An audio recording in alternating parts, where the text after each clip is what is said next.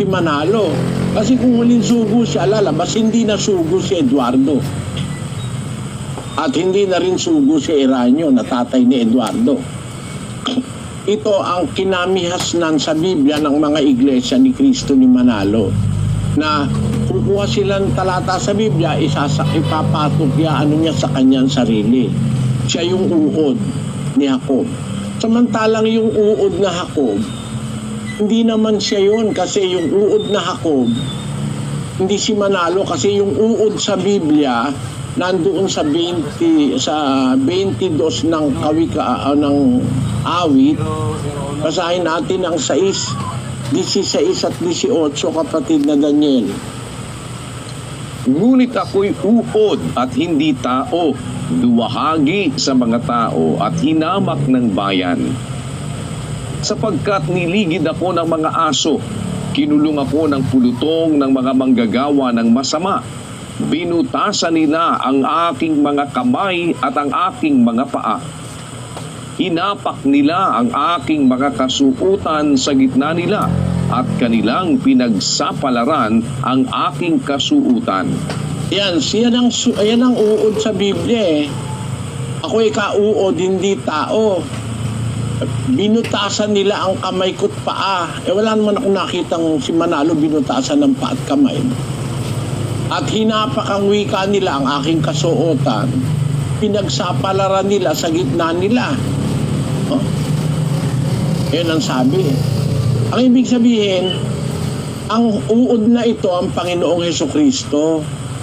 Hindi ito si Mr. Manalo. Kasi wala namang butas si Manalo sa paa at kamay. At hindi rin naman siya inapak ang kasuotan niya. Kasi malayong mangyari hahapakin ang kasuotan niya. Maraming bodyguard eh. No? Eh itong uod na Jacob, nahapak ang kasuotan. Doon nasanay ang mga kapatid na iglesia ni Cristo. Kaya kung magtanong sila ngayon, ano ba ang talata sa Biblia para sa iyo? Eh ako, ang sasabihin kong talata nasa Biblia, ula ng Biblia, nasa Apokalipsis 1:3. Basahin natin, kapatid na Daniel. Mapalad ang bumabasa at ang nakikinig ng mga salita ng hula at tumutupad ng mga bagay na nangasusulat doon, sapagkat ang panahoy malapit na. Ang aking paniniwala, pagka bumabasa ka, tapos nakikinig ka, tapos tumutupad ka, mapalad ka. Ang ibig sabihin ng mapalad, kinakasihan ka ng Diyos. Hindi ko kailangan na magkukuha ng talata na hindi naman akin. Kagaya ng ginagawa ni Manalo, no? Lahat ng talata sa Biblia, pati ba naman yung pagiging binhi ni Abraham, siya raw yun. Siya raw. Ang binhi ni Abraham, si Felix Manalo. Pinuna ko yan. Nung punahin ko, binagol nila. Basahin muna natin ang sabi nila sa pasugo nung 1976, page 14.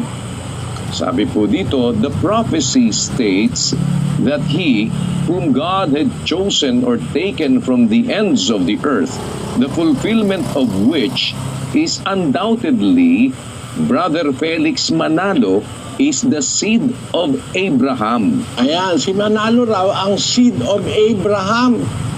Sabi ng aral ng iglesia ni Manalo sa pasugo nila. Undoubtedly, the seed of Abraham is Felix Manalo. Nung aking punahin yan, binago nila yan. Kasi alam nila mali eh. Ito ngayon ang sabi sa pasugo noong 1999 sa page 4.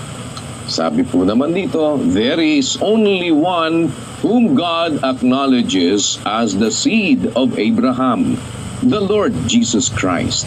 There is only one whom God acknowledges as the seed of Abraham.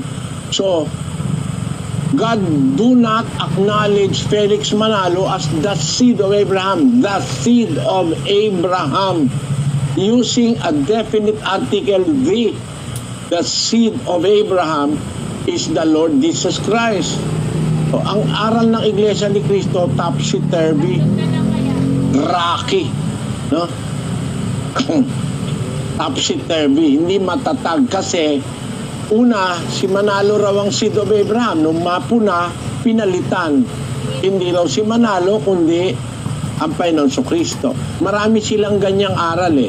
Kaya yung kakukuha ni Manalo ng mga talata para sa kanya, delikado yun eh. Pati hindi kanya nakukuha niya eh. Wala nga sa kinuha niya na tatama sa kanya eh. Yung anghel, hindi siya anghel dahil tao siya. Ang nasa Apokalipsis 7, hindi tao yun, anghel yun. Umaakyat nga sa sikatan ng araw eh. Eh si Manalo, makakaakyat mo yun? Eh yung anghel nakakaakyat dahil may pakpak yun lumilipad. No? Eh ito, paano ito yung anghel eh? Wala nga ako nakitang umakyat si Manalo eh. Nakita ni Juan, umaakyat siya sa may sikatan ng araw, yung anghel. At di kataka-taka dahil ang mga anghel may pakpak.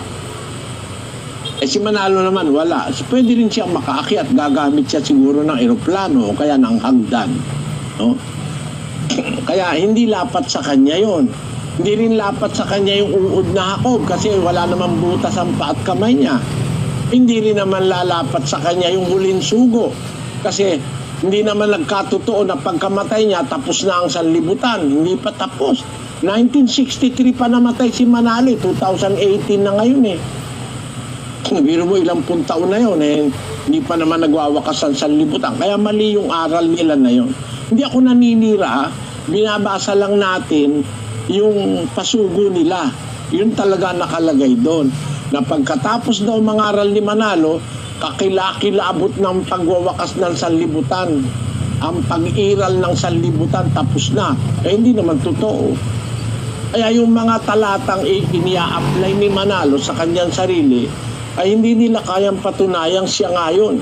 Halimbawa, nung isa pa na si Manalo raw ang Elias na sinasabi ng hula ni Propeta Malakias. Basahin natin ito.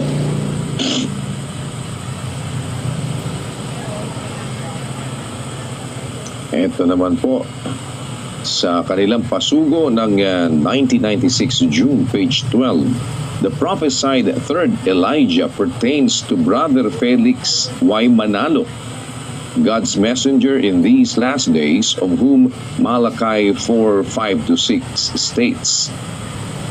This third Elijah will be sent before the great and dreadful day of the Lord, Judgment Day. Brother Felix Y. Manalo was commissioned to fulfill the work of restoration. He has the spirit and power of Elijah. The third Elijah raw si Manalo will be sent before the great and dreadful day of the Lord. Eh hanggang ngayon na hindi pa naman dumadating yung dreadful day of the Lord. Eh patay na si Manalo, lalabas, masyadong naadilintado siya, nakamatayan niya, hindi na siya pwedeng isugo uli dahil patay na siya. Eh sabi dun sa talata, before the dreadful day of the Lord, isusugo yung third Elijah. Eh, paano ka ngayon ng third Elijah? Eh, patay ka na. Eh, hindi pa dumadating yung dreadful day of the Lord. Kaya palpak na naman yung kinuha nilang hula kay Propeta Malakias. Ay, lahat ng talatang kinukuha nila sa Biblia, para yung talata na yun ikakapit kay Manalo, palpak yun, kaya kong patunayan yun. Sa mga ginoong diskusyon, papatunayan ko lahat ng talata na yun, walang lalapat kay Manalo kahit isa. Yung sasabihin, siya raw ang isang pastor na sinasabi sa Juan 16, imposible kay Manalo mangyari yun. Kasi isang pastor yun ang lahat ng tupa ni Kristo.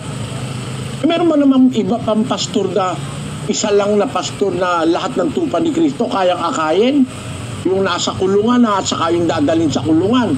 Eh yung nasa kulungan na noong pauna na yun, ano yun, mga Hudyo yun. Tapos yung mga huling darating, sasama, magiging isang kawan. Magkakaroon isang pastor. Eh si Manalo ba yun? Paano ka magiging pastor ng isang kawan na magkasama yung nauna at saka yung sumunod na mga tupa? Eh patay ka na nga ngayon. Paano ka nakapagpastor nun? No? Hindi siya yon, si Kristo yung isang pastor na tinutukoy. Kaya para doon sa kapatid na Sixto Dukay, siguro dapat dukayin mo ng dukayin yung aral ng Biblia para maintindihan mo. Ako, ang hinahanap niya, talata raw ng Biblia para sa akin. Ang nakasulat sa Biblia, mapalad ang bumabasa. Ako yun ang ginagawa ko, bumabasa. Ngayon, ako lang naman yata yung basa ng basa eh. Lahat ng tanong binabasa ko sa Biblia, ang sagot. Yun ang aking ginagamit na talata para patunayang ako'y nangangaral, hindi sa sarili ko, nagbabasa ako, bumabasa ako. Yun. Salamat sa pagdalo, kapatid na Sixto.